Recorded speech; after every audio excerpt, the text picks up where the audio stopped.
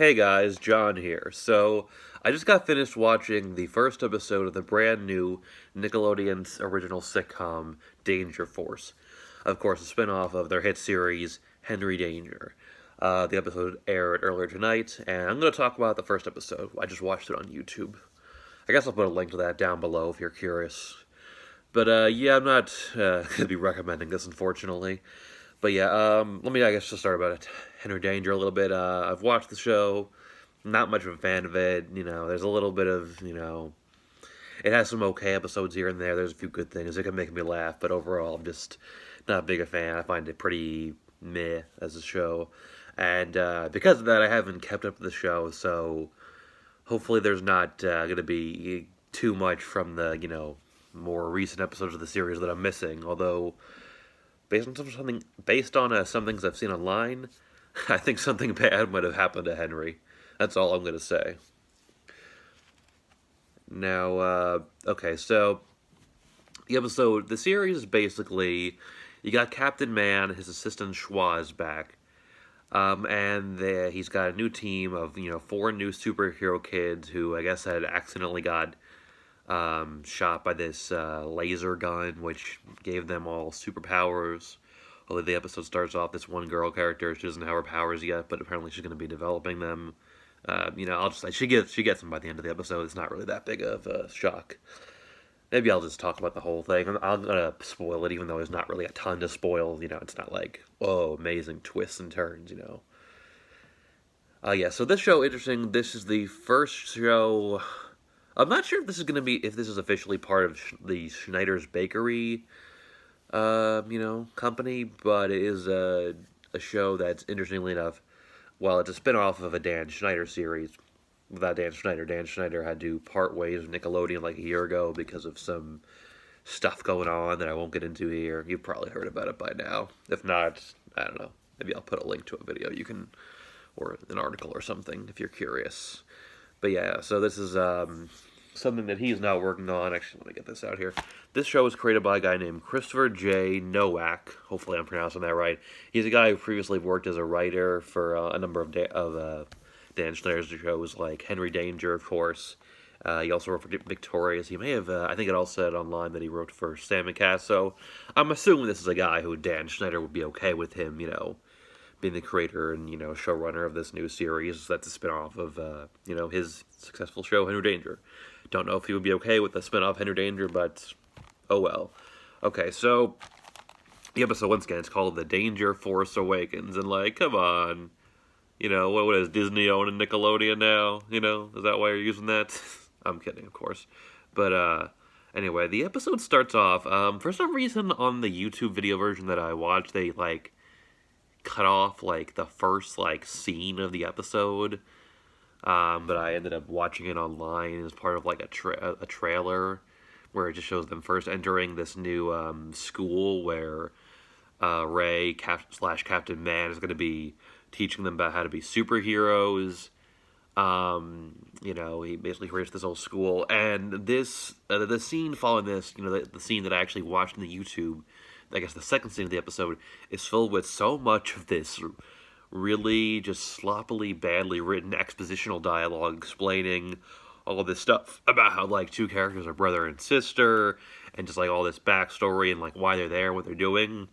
I think this episode actually finally got me to understand the concept that I've had a little trouble understanding as someone who's wants to be a writer someday and likes to talk about media. This is one of the worst examples I've seen of telling instead of showing. Of them not understanding the rule of show, don't tell. If you want to give this information for these characters, this backstory, just show it. You don't have to explain it all through this really just obvious, at least someone like me, expositional dialogue. It just comes off as it's not interesting to listen to, and it just comes off as really lazy and not how people talk. Yeah. So it's a real bad example of telling instead of showing. He's trying to teach these kids this new set of this new set of four kids. This is unscripted and not edited, if you can't tell, but I have a few notes here. But yeah, and they're having trouble. This one girl doesn't have her powers yet. A couple of them can't control them, and they're just, they're not equipped for this. They're not ready to do it yet. Um, in these first couple scenes, we get some visual effects here. There's like one effect where a kid who has the ability to control things with his mind, move things with his mind, like steals a can of soda from Schwaz, and it looks pretty fake. Kind of the establishing shots they have of the school and the mountains seem to be done with CGI, and it's kind of impressive what they could do with it in a sense, but maybe not bad for TV, but doesn't really look like a real building in a real mountain. We then get this montage of, them trying to prepare to go on a mission and it takes them like an hour and a half to get ready for some reason. And I feel like I'm not really getting to know anything about like these characters, their personalities, their families, their lives. Like slow down at this point. Take a little time to develop them. I mean, we do get a little more of that later in the episode, but it's the kind of thing that should be put in the beginning of the episode, if anything. Of the pilot of the series, which is what this is. You already know Ray and Schwaz, and they're fine as characters, but I feel like we still maybe don't know quite enough about these kids. Like, they definitely kind of fall into some stereotypes. Like, there's this one kid, I don't know his name, but he's just kind of the stupid one, as you see on a lot of these Dan Schneider shows. Well, this isn't one, but you know what I mean. To be honest, like, he's actually funny. Like, I get, like his character was, like, the only thing in the episode that made me laugh. His lines are just being really stupid, not knowing anything. That kind of is the only laughs I got in the episode here and there. But yeah, so basically Ray / Captain Man is going out and at one point, and he has to, lie to the kids saying, he's doing one thing, but he's actually going to stop these guys who tried to kidnap a goat. And, there's this one, and at one point he's like, well, I can't bring you guys to jail because I'm lying to these kids, so so in order to not draw attention to it, he said he has to blast them with a ray, knock them unconscious, and drag their bodies into the woods. Like, I'm sorry, what? This is our hero? Wait a minute. And there's something else he does later that was like, what? Like, similar to that. But, later, basically, the kids are finding out what he's up to, and, they go to this thing at the prison, where the girl who doesn't have her powers ends up finding her powers. She has the ability to kind of, I don't know exactly what you call it, some kind of sonic blast she's able to, create when she screams.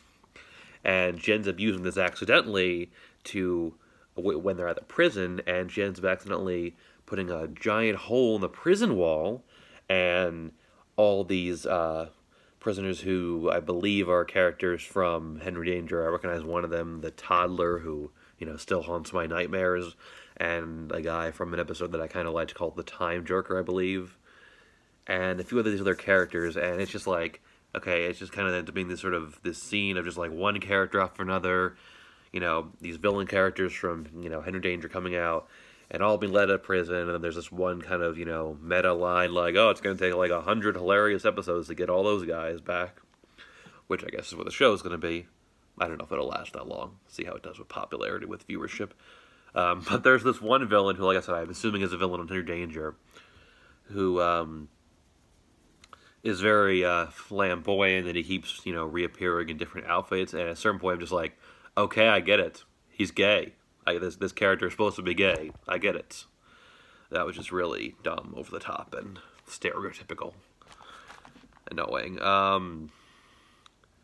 Yeah, there's also this one weird thing the episode does where, like, whenever the kids blow the bubbles and then appear in their costumes, the audience feels the need to applaud, and this is so cool. Probably we're told to do that applause, because it's not really that interesting or cool.